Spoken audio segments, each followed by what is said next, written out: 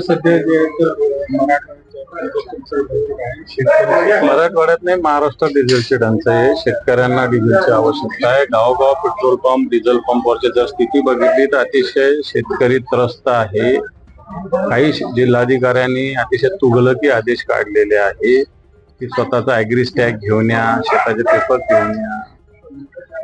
मला एक सांगा, पुन्हा ट्रॅक्टर असेल तर त्याचे पेपर घेऊन या. पण आता सगळ्या शेतकऱ्यांकडे ट्रॅक्टर नसतात. काही शेतकरी हे पुन्हा जरी रोज ट्रॅक्टर बरोबर स्वतःच्या शेतात काम करतात, त्यांनी काय करायचं? शेवटी ट्रॅक्टरवाले डिझेल मागत असतात. ट्रॅक्टर कित्येक लोकांचा व्यवसाय आहे, ट्रॅक्टर शेतकऱ्यांना भाड्यानं देणं. म्हणून अशा पद्धतीनं तुघलकी आदेश निघालेला हा चुकीचा आहे.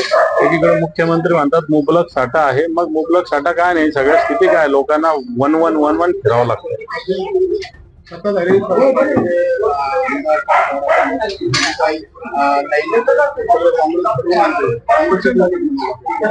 काँग्रेसचं काय काही झालं तर काँग्रेस, काय झालं तर काँग्रेस, याला काय अर्थ आहे? सत्ता तुमची आहे ना, याचा अर्थ तुम्ही सत्ता राबवण्यात कमी पडताय, याचा असं त्याचा अर्थ घ्यायचा का? मग आम्ही तर काँग्रेस सगळ्या गोष्टी करू शकतो सत्तेत नसताना. तर तुम्ही सत्तेत असताना कशासाठी लोकांनी मग चांगल्या घाण भाषेत उत्तर द्यायचं का? मनोज जरांगे पाटील पुन्हा एकदा उपोषणाला बसण्याची घोषणा केलेली आहे आणि सध्या राज्य सरकारकडून त्यांना मंत्री महोदय वेगवेगळ्या पद्धतीने भेटायला आता कसं होत आहे? हे पण आता त्यांच्या गळ्यावर आल्यानंतर सगळे लोक भेटायला येतात. परंतु या सरकारने मागच्या सप्टेंबर महिन्याच्या पहिल्या आठवड्यात जो अध्यादेश केलेला आहे त्याचे रिझल्ट काय आहे हा प्रश्न आहे ना. जो मागच्या सप्टेंबर महिन्यात, मला वाटतं 4 का 5 सप्टेंबर तारीख होती मागच्या वर्षी 2025, स्वतः विखे पाटील साहेब आले होते मुख्यमंत्र्यांच्या मार्गदर्शनाखाली. आज त्याचा रिझल्ट काय आहे? तुम्ही जे सांगितलेलं आहे की अशा पद्धतीने सर्टिफिकेट दिले जाणार, हैदराबाद गॅझेट लागू करणार, बाकी ते साताऱ्याचं गॅझेट आहे. पण हैदराबाद गॅझेट मराठवाड्यात अजून याचे काय रिझल्ट आले? तर याचे रिझल्ट मला असं वाटतं टक्केवारीत मोजता येणार नाही, अशा पद्धतीनं रिझल्ट आहेत. ते तर पडणारच ना, कारण आता खऱ्या अर्थानं सपोर्ट करणारे कोण? तर सत्ताधारी पक्षाचे लोक. खराताकडे जाणारे कोण? तर सत्ताधारी पक्षाचे लोक. खरातांची तक्रार करणारे कोण? तर सत्ताधारी पक्षाचे लोक. खरातांची चौकशी करणारे कोण? तर सत्ताधारी पक्षाचे लोक. आणि मला असं वाटतं या सगळ्या ह्याच्यामध्ये ह्या चौकशा तर कडवटपणे झाल्याच पाहिजे. काँग्रेसने महंगाई मॅन बरोबर आहे, कारण मोदींचे 2014 पूर्वीचे भाषण ऐका महागाईच्या विषयाचे. त्यावेळेस सुद्धा भारतीय जनता पार्टी बहुत हो गई महंगाई की मार, आपकी बार मोदी सरकार. आता कुठे आहे? आता कुठे आहे? डिझेल पेट्रोल जे 50-55 रुपये होतं ते आता 100च्या पार गेलेले आहे. डिझेलची पण 30 परिस्थिती आहे. सोन्याच्या विषयी चर्चा करतो. सोनं काँग्रेसच्या सरकार त्या 27,000 रुपये होतं, आता मला वाटतं 1.5 लाखाच्या पुढे गेलेलं आहे. बाकी ज्या जीवनावश्यक वस्तू त्याचे जर भाव बघितले तर मला असं वाटतं महंगाई मॅनच येतो.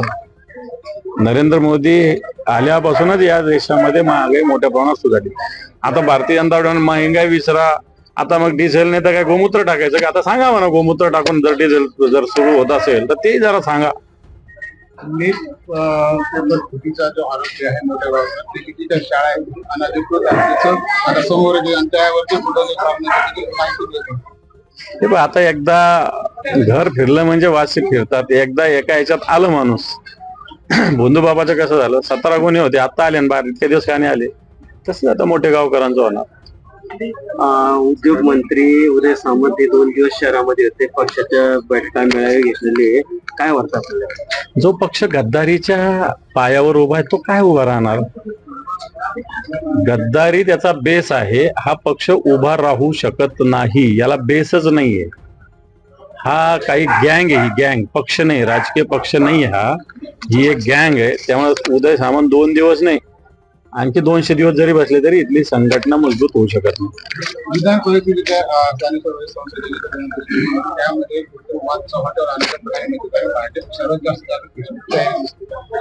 भारतीय जनता पार्टी असंच करणार आहे. भारतीय जनता पार्टी आता या सगळ्या लोकांना त्यांच्या मागे फिरायलाच लावणार आहे. कधी काही छत्रपती संभाजीनगर शिवसेनेचे बाकी लोक आणि तुम्ही देखील निवडून आले होते. आता भारतीय जनता पार्टी नावासाठी फक्त आत्ताच काही बोलणं योग्य होणार नाही. निवडणुका डिक्लेअर जरी झाल्या असतील अजून फॉर्म भरू द्या, निवडणुका होऊ द्या, मग याच्यातून कोणता कोणाचा बालेकिल्ला स्पष्ट होईल. काँग्रेस जनता पार्टीची सकाळी तुम्ही ट्विट केलं, कोणत्या विषयाचा?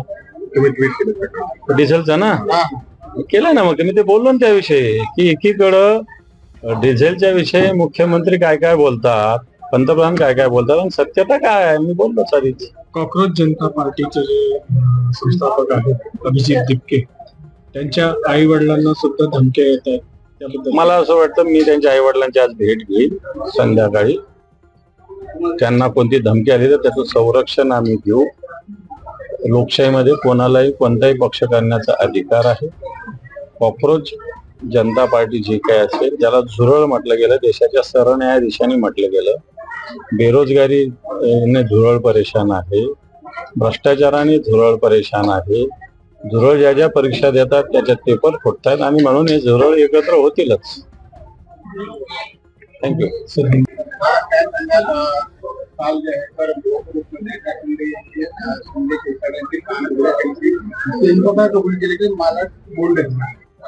ते बरोबर आहे. तुम्ही एकमेकांचे सहकारी पक्ष असताना संपर्कात राजकारणामध्ये सगळ्यांशी असतात. उगाच कोणी मी नाही वगैरे म्हणण्याला काही अर्थ नसतो. परंतु त्याचं मला असं वाटतं एखादा भेटायला आला म्हणून त्याचा राजकीय अर्थ काढणं हे चुकीचं असतं. म्हणून शिरसाटांनी जर अशी भूमिका राखली, ठीक आहे, जे व्हायचं ते होत असतं निवडणुकीत, परंतु अशा पद्धतीनं स्वतःच्याच सहकारी पक्षांच्या पद्धतीनं अशा प्रकारच्या भूमिका मांडणं हे चुकीच्याच असतात.